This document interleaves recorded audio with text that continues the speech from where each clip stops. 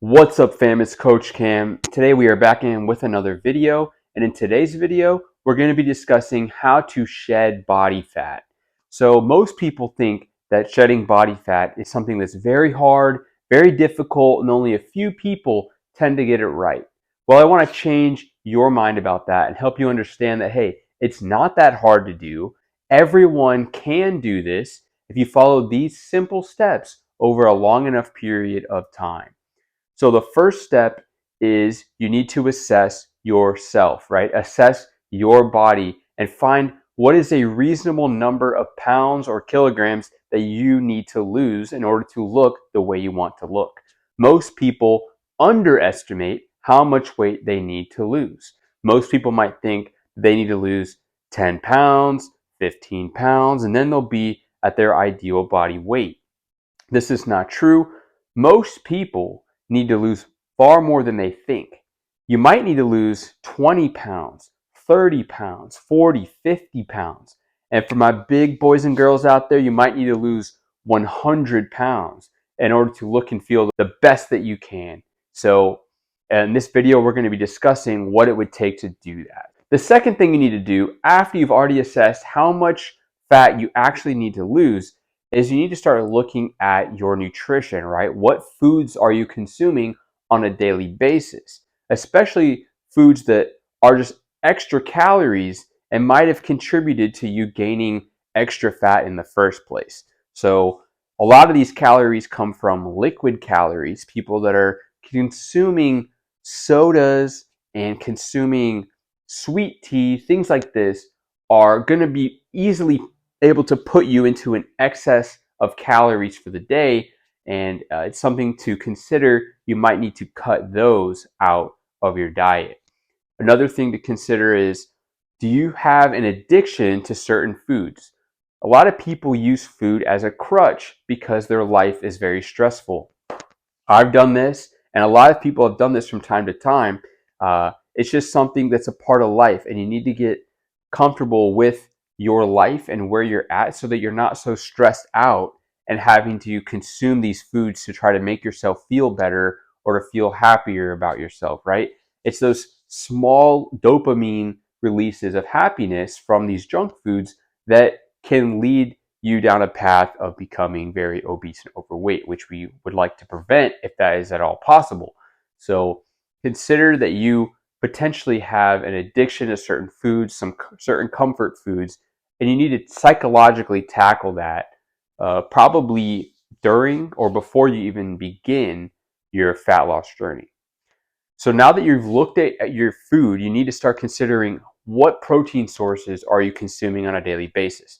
A lot of people don't consume that much protein at all, right? I've been around a guy who he just ate a couple bowls of Cocoa Pebbles for food for that whole day, right? So if you're eating like that, you're easily not getting enough protein to feel full and satisfied and to promote the most optimal physique changes, right? Because if you can consume more protein, now you can build muscle, which will help you look even better when you shed that fat, right? So when you shed the fat, you want something underneath to show through. And if you don't have much muscle on your frame, there's not going to be that much of a wow factor to your physique. You're just going to look like a smaller version kind of your chubby self, right?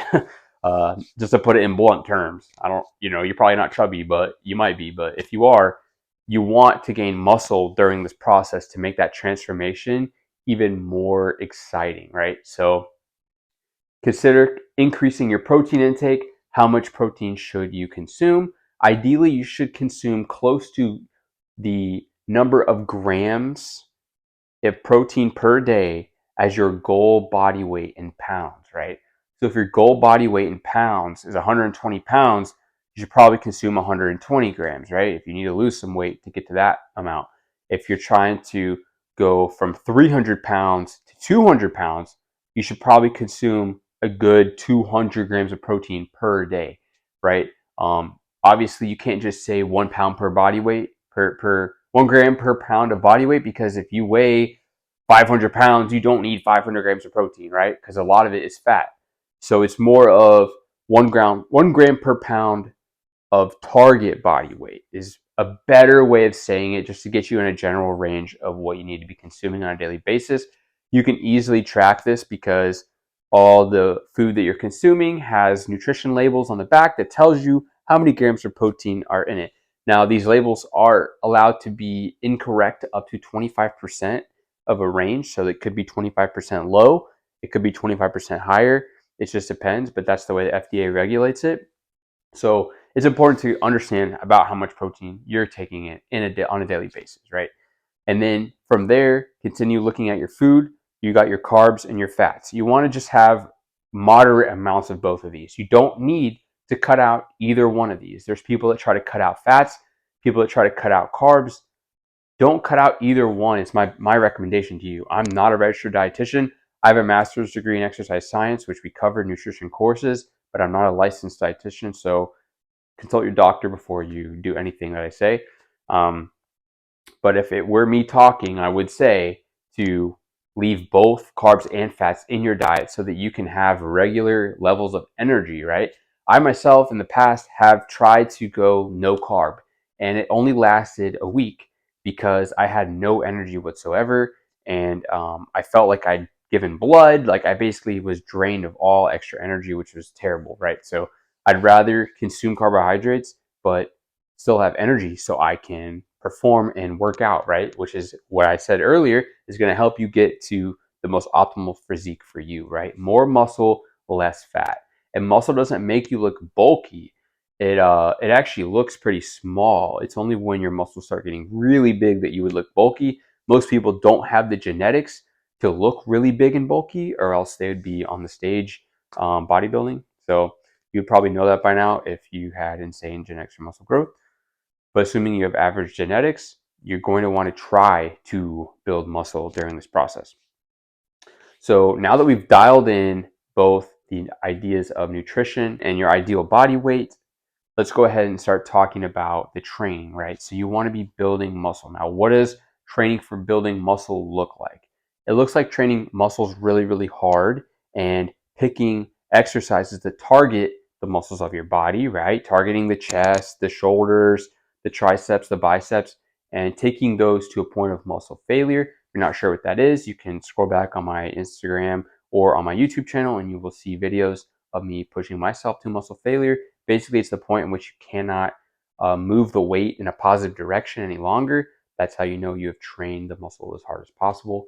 You want to do this, you want to make progress over time. So increase by reps or weight or the time that the set took needs to increase. Something you want to see trending in the right direction over the course of a few workouts. If you need a workout plan, just send me a message and I'll likely be able to create one for you based off of whatever equipment you have available. If you have no equipment, that's going to be kind of hard, but we can make something work. So once you have these three things in place, you just need to continue to do it for a long period of time, right? And you want to be in a calorie deficit. The fourth thing I would say would be to track your calories. You don't have to track your calories, but if you've never tracked them before, I highly suggest you track them at least for just a week or two to start understanding the calorie consumption that's in certain foods, right? Because you could have two foods that are the same food volume, but one is like triple the calories, right? Like cheesecake. It's a little cheesecake, but it's like 1,500 calories, or 1,500 calories of fruits and veggies looks like a gigantic bowl of food, right? And you would be way more full eating that. So it's important to eat foods that would help you to have a increased nutrient density and lower calories so that you can keep your calories low and further ensure that you are in a calorie deficit. So I personally, about 2 years ago, went into a calorie deficit to shed body fat. I weighed around 188, 190 pounds. I'll put some pictures up on the screen here so you can see. And I cut for about 15 weeks and I was able to cut 30 pounds. So I thought I was all muscle, but it was not true at all. I was able to cut easily 30 pounds in 15 weeks. So I suggest that you pick a strategy that you want to take for this that's going to at least last you 3 months, right? You're going to at least do this for 3 months. Now, When it comes to the overall strategies, you hear a lot of people say they're going to do fasting or intermittent fasting or cut carbs, stuff like that. I don't recommend you do something that's extreme because it's hard to stick to something that's extreme. So if intermittent fasting, if you've never done it before, you can try it. And if it works for you, then cool, do intermittent fasting. If cutting carbs works for you, then cut carbs. But ideally, you need to do something to keep your body in a deficit for most of the time, right? And so when I did my cut, I basically was cutting out my dinner each day. I kept the same breakfast and lunch so that I could train and feel the same, but my dinners, I cut my portions down to about half. And then after several months of that, I cut my dinners down to where it was basically nearly nothing, except for it was like a protein shake in water, right? So you cut your calories way down and you continue to train hard and try to make progress in the gym. You should still be able to make some progress. So I was cutting down on my dinners, and then I was doing this for about 5 days during the week. And then on the weekends, I was kind of pressing my foot on the brakes and not trying to cut. I was kind of just maintaining on the weekends. And then I would go right back to my normal cutting routine Monday through Friday. And I found that this worked for me. It helped me to sustain the deficit over a longer period. I might have gotten sick and tired of it sooner if I didn't do that. So for me, that worked. Maybe for you, it doesn't work and you need to do it every single day. That's on you, right? So overall, to summarize everything in this video, you need to eat in a calorie deficit. It would be best if you were lifting weights to try to build muscle so that you look even better and can build some lifestyle, healthy habits as you go through this journey. And then ideally, you just continue this until you're at your desired physique. So you could take an extreme approach with intermittent fasting, um, but just know that that's probably not something you're going to do long term. You're just going to do it for those 3 months that you're cutting, right? So ideally, during this time, you should be losing 1 to 2 pounds per week or more, right? So I was kind of losing between 1 to 3 pounds per week. Some weeks it was closer to 3, other times it was closer to 1. But I recommend weighing yourself every day. If this is really your goal and you really want this, you need to not be afraid of the scale and not be afraid that you can get that anxiety from seeing a number. It's just a number on the scale. Weigh yourself every morning before you've eaten or drinking anything. Ideally, write it down. Write this down in a logbook, in a little journal you keep right next to the scale so that you can track it, and then take weekly averages of your weight, right? So don't just wait around to weigh yourself on a random day and hope that it's lower than the last time, because sometimes it's not going to be, based on different fluctuations in your fluids and your meal timing and stuff like that. So weigh yourself every single day, first thing in the morning, write it down and forget about it. But at the end of the week, take an average and write that average out to the side. And then do that every single week. And you need to see that weekly average going down by 1 to 2 pounds per week, right? So do this over 15 weeks and you could lose 30 pounds. So it's not that complicated. It's not that hard. I know this is kind of a longer video to explain it to you, to try to break down kind of those myths and those mental barriers to what it takes to lose fat. But ideally, it's just a daily calorie deficit sustained over a longer period of time. And I recommend you try to build muscle in the process. So hopefully you guys liked the video. If you did like the video, please hit a like button. Please subscribe. And I look forward to seeing you guys in another video. Please leave a comment down below of any more topics you would like for me to cover, or leave a comment down below talking about your experience with dieting. What things did you do to keep you on track and to help you to shed fat? Thanks guys so much for watching. See you in the next one.